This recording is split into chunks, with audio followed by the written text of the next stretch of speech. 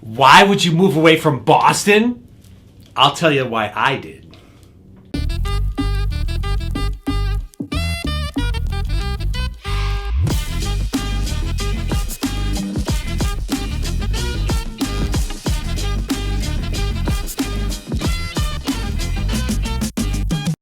Hey everyone, my name is Matt Swerk and I'm a local real estate expert right here in the state of Massachusetts with the Legacy Star team powered by Keller Williams Realty.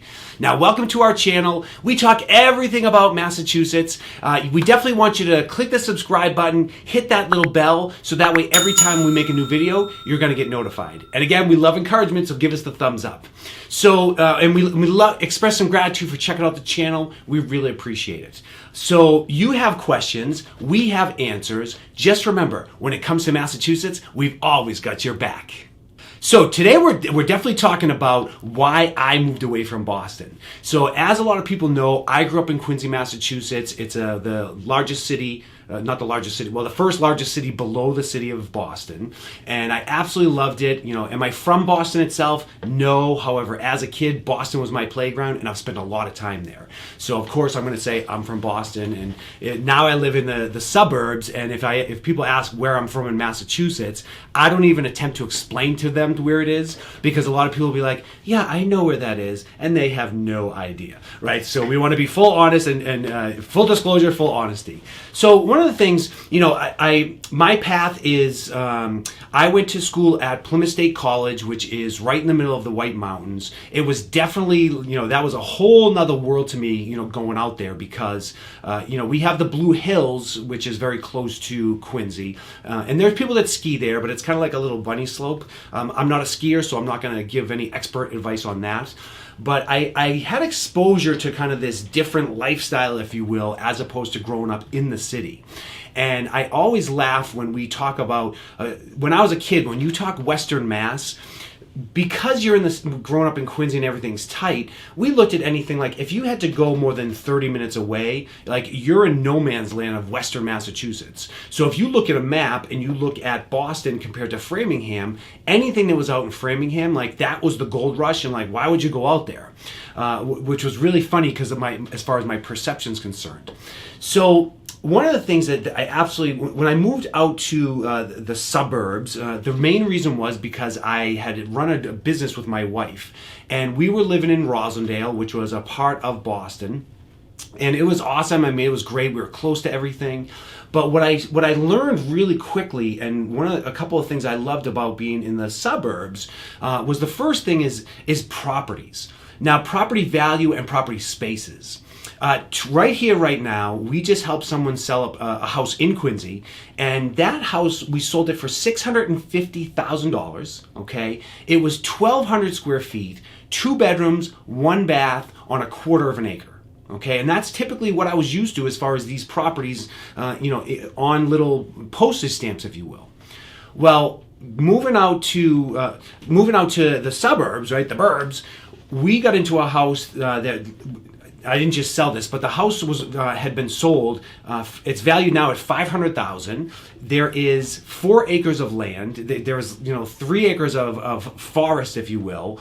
I don't know if I said this. I'm high energy right now. 4 bedrooms, 2.5 baths, 2,400 square feet. So double the amount of house than what I had in Quincy, or what we helped that person sell in Quincy.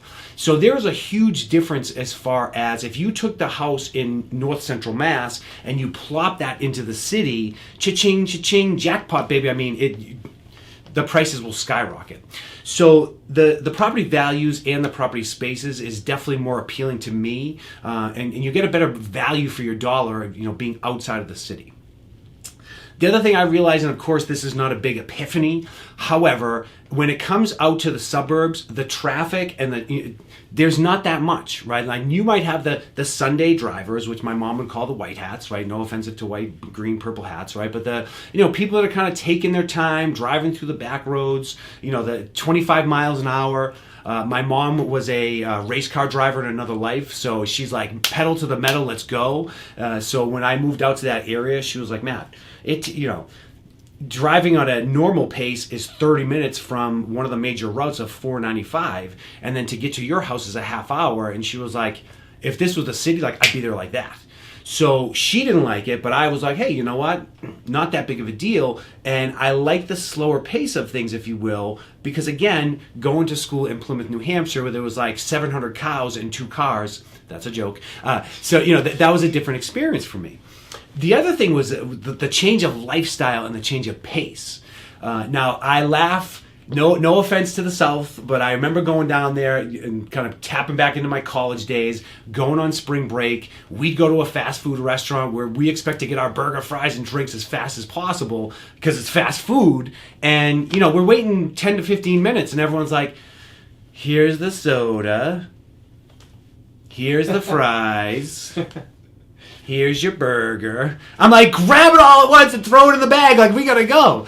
I was, super, fast paced, go. And moving out to the suburb areas, it was definitely a little more relaxed. And I found that people were a little friendlier. Now, one thing I got to say, so all of our friends that are across the country that are going to paint us with a broad stroke of, you nor'easter, the nor'easter, but you people in the Northeast, my mother says you people, I don't like that. I'm like, hey, say yous guys, right? That's a New York thing that I'll adopt from those from that part of the country, which is just down the street, if you will. People were a little friendlier, right? And so my point was, sorry, I lost my train of thought. So my point was that, up here in the Northeast, like, we are really, really friendly people. Now, we're on the go and we're we're movers and shakers. We got to make things happen. So sometimes we're not going to stop and smell the roses and tiptoe around. Like, we got things to do. And so, because here we go. So what I found, and we're still here in the Northeast when I'm referring to North Central Mass or the suburbs, and this is not necessarily North Central Mass, but in the suburbs, it seems, it's a little more community focused, right? It's a little more friendly. People will make more eye contact. People aren't afraid of what's going to happen. Like, why are you looking at me? When you smile at someone because they're looking at you, they're going to smile back. And of course, a lot of us are staring in society these days are staring down at our phones. But I think, out here, people just kind of interact with people a little bit more. And that's something I really like. The other thing that I've realized is that, and this might not be a true statement, but this is a true statement for me, is when people offered to help you with something, they really meant it, being out in the suburbs. Now, of course, my close friends and my network back in the city, if they would do anything, like, they'd die for me. But out here, if someone's like, hey, you need something, coming from the city, I'm like, all right, if I need something, what's your motivation to ask me what I need? Because, what do you need? Ask me what I need. So I kind of put that block up, right? And that's something I learned when I moved out to Seattle. They were like, what's the difference between the East and West Coast? And they were like, well, on the East Coast, like, you meet someone and they might be a little more aggressive, but once you get to know them, like, they'll give you the shirt off their back. And I was like, yeah, that's really true. So I love that fact that when someone offers to help, they really mean it. And I've grown over the years that if I say yes to someone, I don't have to feel bad about that. And they really meant it, and the people just looking to help out. So that's what I really like as far as moving out to the burbs.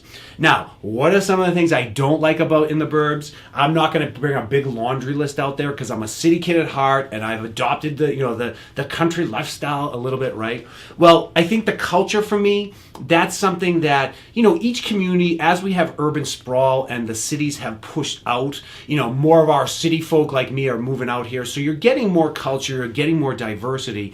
But I got to tell you, straight up, it's different.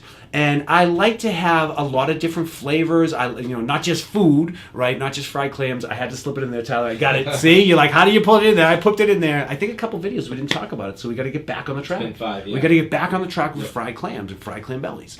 Now that we're here, I'm going to go on a tangent, right? I'm really good at that. I saw someone put a Facebook post out that said, where do they have the best fried clam bellies? And I was going to respond of, do you really need the fried clam bellies, or are you just looking for fried batter and tartar sauce? Because, I think that's what it's all about for me. So anyway, I digress.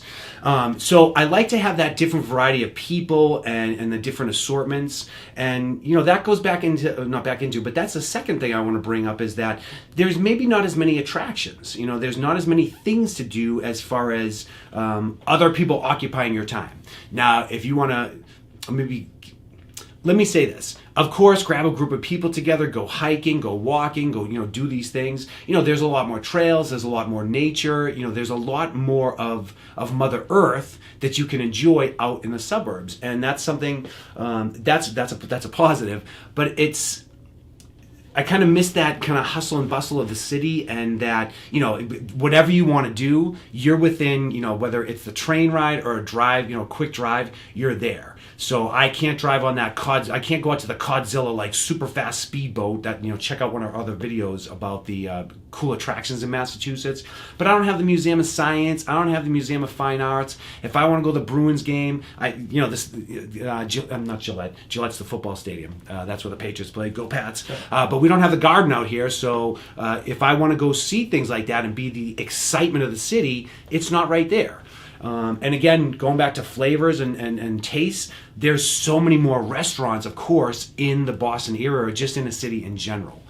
So the funny thing is that when we had moved out to this area, because we had a business, like I said, and when we were living in Roslindale, basically we would we'd leave the house at 5 o'clock in the morning, drive out to this neck of the woods, definitely the woods, drive out to this neck of the woods, and then we would get home at like 8:30, 9 o'clock. Now, restaurants were still open. We could go out, till midnight, 1 o'clock, 2 o'clock in the morning, but we were exhausted, and were we really going to go out, and enjoy those amenities? And the answer was no. And so as we started thinking about cutting back on our commute time, it was funny because it was the restaurants that held us captive, and we were like, well, wait a minute, we might not be able to go out to brunch and like that, all you can eat super brunch. And it took us like probably 6 months before we came like light shines on Marblehead, where we said, does this even really matter? Like, we're trading off 3 hours of commute time because we want to go to an all you can eat buffet? Ridiculous, right? So that was something that we had to let go. So again, not as many attractions or amenities as far as some of these spread out communities.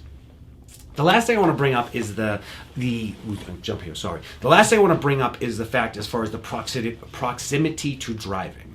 Now, again, a city kid, everything is right there. Well, when you move out to the suburbs, again, urban sprawl has gotten better. However, when I first moved out to North Central Mass, and some of the areas that I've lived in, still the same, that hasn't changed. However, I become a homeowner, and the one thing I learned as a homeowner is all your projects will wait for you. So don't be stressed out if you don't get them done, because the house isn't going anywhere. So, and you can get a contractor to fix things and make it quicker. But I was like, I'm going to do it all myself. So if I want to go build something, I need a vehicle to do that. And so my closest Home Depot was 30 minutes away. My closest Lowe's was 30 minutes away.